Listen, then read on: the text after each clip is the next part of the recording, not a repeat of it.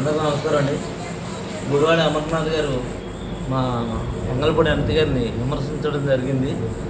హిందూ సాంప్రదాయంలో ప్రతి మహిళ కూడా బయటకు వచ్చేటప్పుడు అందంగా కనబడాలని, అందంగా ఉండాలని ప్రతి హిందూ మహిళ కూడా అనుకుంటారు. మరి మీరు హిందువులో కాదు మాకు తెలియదు. మరి మీరు విమర్శించే ముందు మొత్తం మహిళల్ని, ఈ భారతదేశంలో హిందూ మహిళలను అందరినీ విమర్శించినట్టే మీ బేషరతుగా ముందు మా హిందూ మహిళలందరికీ మీరు క్షమాపణ చెప్పాలి.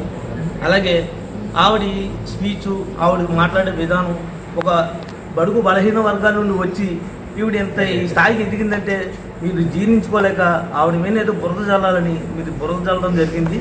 ఇది కూడా మేము ఖండిస్తున్నాం.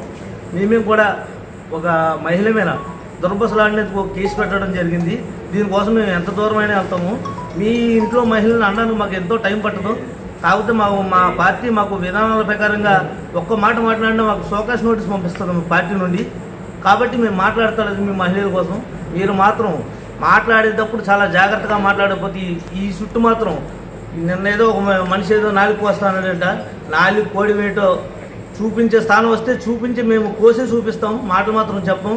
మీకు ఇదే మా హెచ్చరిక. ప్రతి ఒక్కరికి మాట్లాడుతున్నాం. ఆవిడ కోసం మాట్లాడే ముందు జాగ్రత్తగా మాట్లాడకపోతే మాత్రం మా తర్వాత సమాధానం చాలా దారుణంగా ఉంటుంది.